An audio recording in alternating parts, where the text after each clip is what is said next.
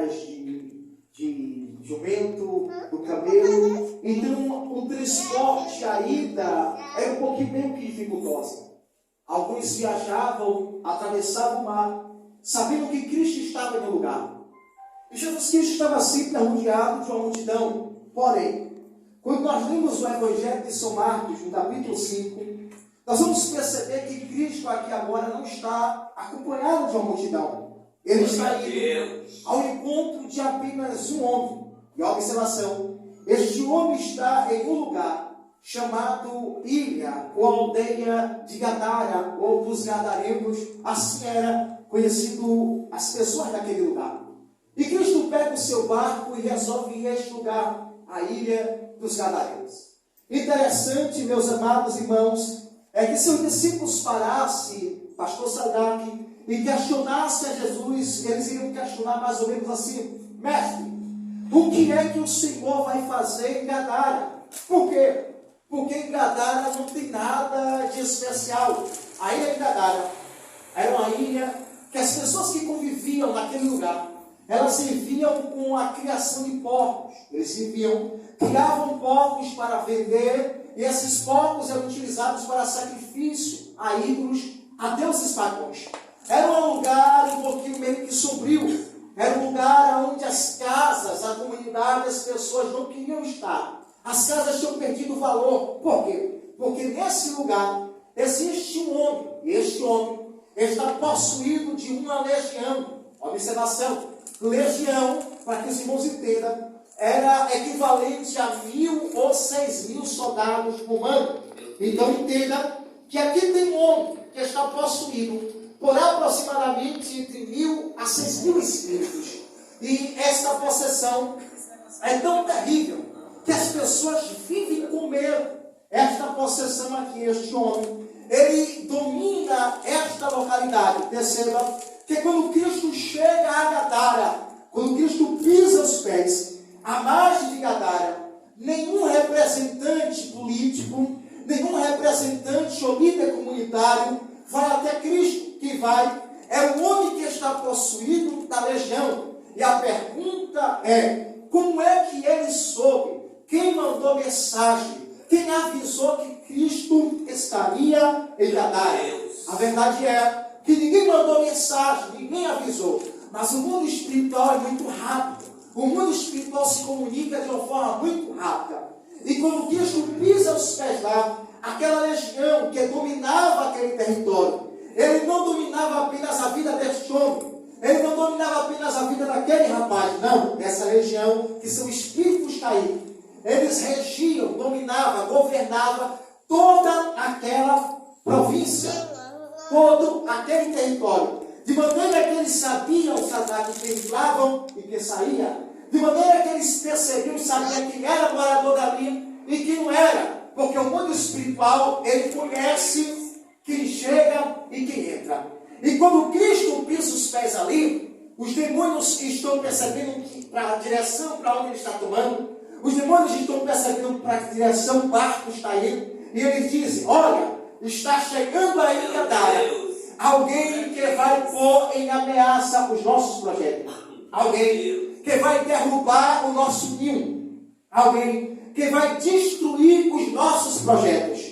Observe, se você ler os versículos anteriores e o capítulo de número 4, você vai perceber que quando Cristo resolve ir a Gadara, o barco em que Cristo está, ele vai ser açoitado por ondas, ele vai ser açoitado por ventos. Interessante é que aqui, em direção a Gadara, existia um grande lago e não mar. Os irmãos sabem que em lago não tem onda. Em lago não tem muito vento, e mar sim, tem onda do mar. Mas aqui é um lago, irmãos. E o lago começa a ficar agitado para tentar açoitar e impedir a chegada de Cristo a Gadara. Se em lago não tem onda, porque esse tinha ao ponto de quase que levar o barco de Cristo a afundar. Porque na verdade ali vai acontecer uma intervenção, uma ação sobrenatural. Eu quero que os irmãos entendam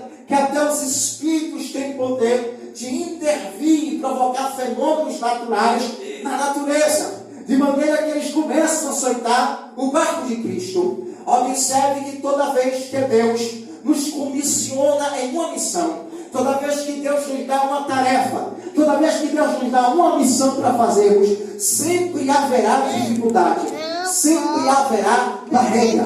Nenhuma obra de Deus vai ser fácil, nenhuma obra ou missão que Cristo nos dá vai ser facilmente executada. Vai haver dificuldade, vai haver ação espiritual, vai haver levante, vai haver barreira.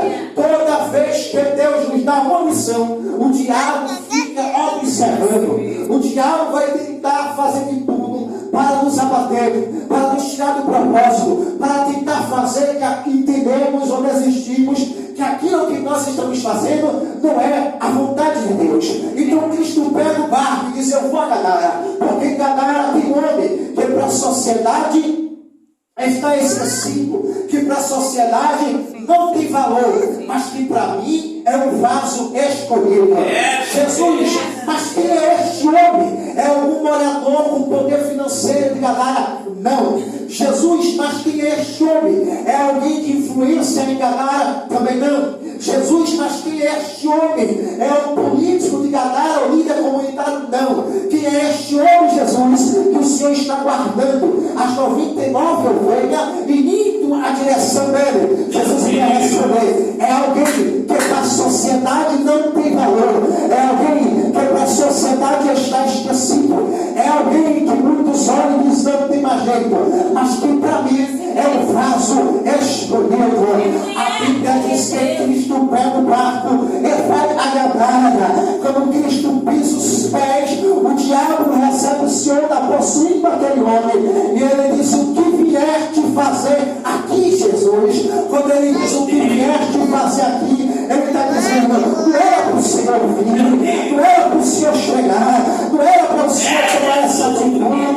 O diabo é assim, não é para abrir igreja aqui não é para abrir essa porta não, porque ele sabe que quando Deus envia uma pessoa a um lugar, é porque Deus quer colocar em falência os projetos de Satanás. O diabo sabia que era aqui que ele atuava, o diabo sabia que era aqui que ele provocava destruição, ele viciava pessoas. Alguém vai dizer: não é para abrir ali não, Sadraque, o lugar não é bom, o lugar não é favorável, vai para frente da rua, procura um lugar melhor. Mas Cristo é um Deus que dá missões para irmos a lugares aonde ninguém quer ir, para estarmos em lugar aonde ninguém quer estar. Cristo foi a Gadara quando ninguém queria ir lá. Cristo foi a Gadara quando ninguém queria estar lá. Por quê? Porque Gadara havia pessoas que não seriam facilmente para serem trabalhadas. Teriam pessoas que estavam nas garras de Satanás, pessoas que estavam possuídas e aprisionadas, mas que através dessas pessoas Deus faria uma grande obra. Deus faria coisas grandes. Aí Jesus vai em Gadara. A legião está na vida do homem. E a legião diz: o que vieste fazer aqui? Por quê? Porque ele percebe que quando um homem, uma mulher de Deus chega em um lugar direcionada por Deus, é sinal que Deus vai fazer grandes coisas naquele lugar. Interessante, meus irmãos, é que o texto vai dizer que por muitas vezes tentaram prender aquele homem com cordas, não resolveram o problema dele. Tentaram prender ele com correntes, também não conseguiram avançar o homem. Tentaram de todas as formas, reuniram homens fortes, reuniram pessoas, como dizendo: vamos prender ele, e aí resolvemos o problema. Mas quando o problema é de ordem espiritual, quando o problema é de ação espiritual, não adianta tentar agir com ferramentas e artifícios humanos. Eu quero que os irmãos entendam que tem coisas que o homem não resolve.